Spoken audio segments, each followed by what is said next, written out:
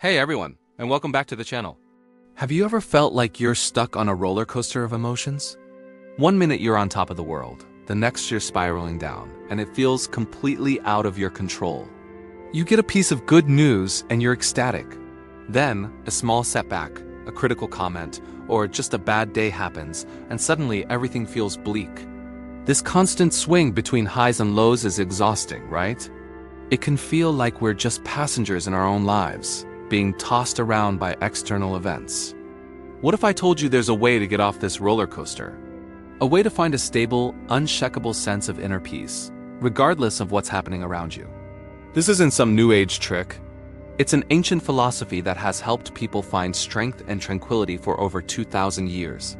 I'm talking about Stoicism. Today, we're going to dive into the Stoic Principle that can help us break free from this emotional cycle and reclaim control over our inner world. So what is this emotional cycle we're talking about? It's the pattern where our feelings are directly tied to external outcomes. We get that promotion, and we feel validated and happy. We get rejected, and we feel worthless and sad.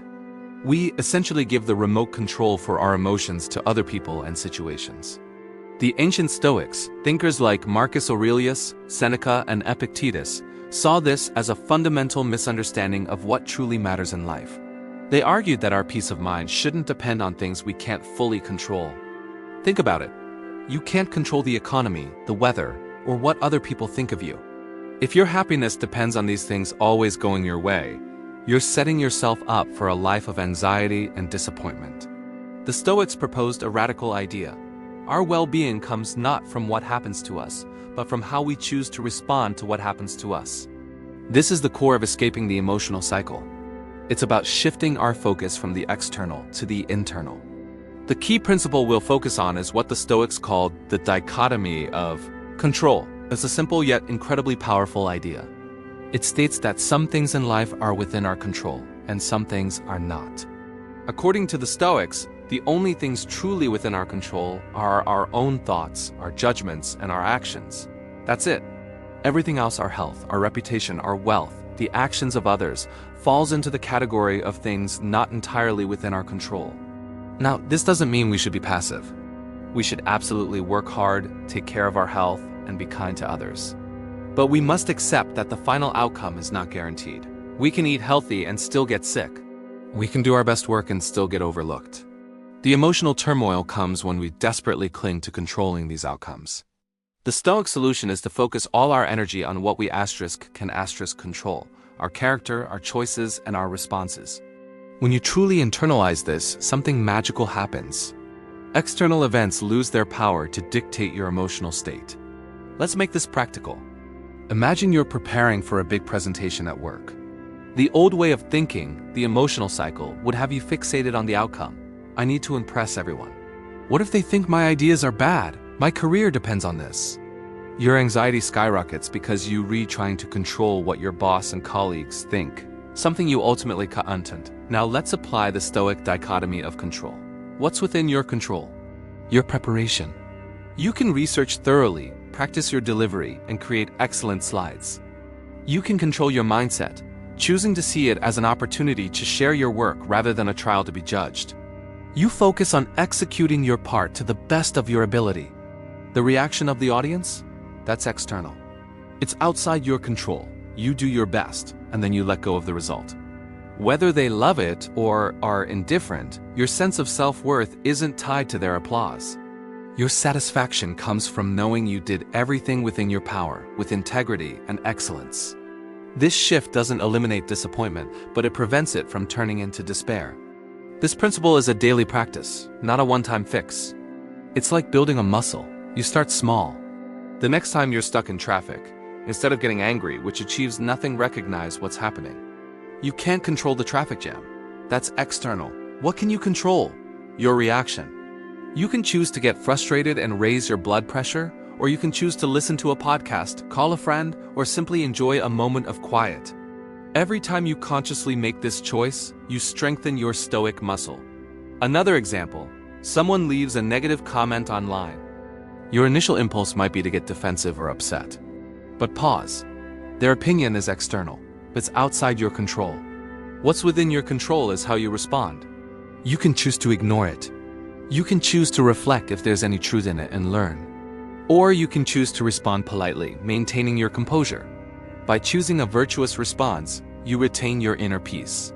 You refuse to let a stranger on the internet hijack your emotional state. This is true power. Epictetus, a former slave who became one of the most respected Stoic philosophers, put it perfectly. He said, "People are not disturbed by things, but by the views they take of them. The event itself is neutral. It's our judgment, our story about the event, that causes us pain." Being laid off is an event. The story, "I'm a failure and my life is over," is what creates suffering. A Stoic approach would be to reframe that story. This is an unexpected challenge. It's outside my control. Now, what's within my control? I can update my resume, start networking, learn a new skill. This is an opportunity to find a role that might be even better for me. This isn't about toxic positivity or ignoring pain. It's about acknowledging the reality of the situation without letting it break you. It's about focusing your energy on productive action instead of draining emotional reactions. It's the difference between being a victim of circumstance and being the architect of your response. So how do we start building this practice into our lives? A great Stoic exercise is journaling. At the end of each day, take a few minutes to reflect. Write down the challenges you faced. For each one, ask yourself, what part of this was within my control? What part was not? How did I react? Could I have responded with more wisdom, courage, or self-control? This isn't about beating yourself up. It's about gentle, objective self-assessment. It trains your brain to automatically start sorting events through the lens of the dichotomy of control. Over time, you'll find yourself doing this in real time. You'll catch yourself before you spiral into anxiety or anger over something you can't change. You'll become quicker at shifting your focus back to what you can do, which is where your true power lies. This practice builds resilience, the kind of deep inner strength that doesn't just get you through hard times, but allows you to thrive because of them. Imagine a life where you are no longer a slave to your emotions. A life where criticism doesn't crush you and praise doesn't inflate your ego. A life where you can face challenges with a calm and steady mind, knowing that your inner peace is untouchable because it's built on a foundation of your own character and choices, not the unpredictable winds of fortune. This is the promise of Stoicism. It's not about being emotionless, it's about not being controlled by your emotions.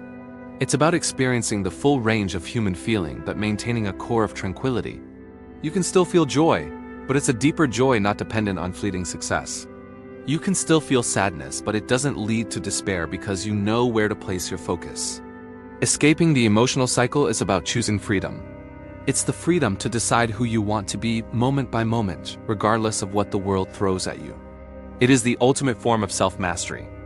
To wrap this up, the key to breaking free from the emotional roller coaster is the Stoic dichotomy of control. Remember what you can control: your thoughts, your judgments, your actions. And remember to accept what you cannot control: everything else.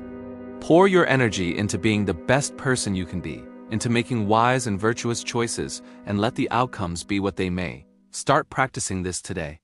Notice the small moments in traffic, in conversations, in your work. Ask yourself, what here is up to me? And then act accordingly. This single shift in perspective has the power to fundamentally change your life, leading you from a state of reactive anxiety to one of proactive tranquility. You have the power to get off the roller coaster. The controls are right there inside you. Thank you so much for joining me today to explore this powerful idea. I hope it brings you as much value as it has brought me.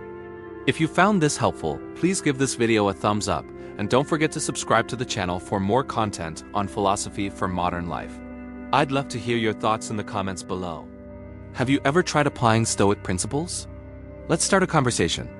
Until next time, take care and focus on what you can control.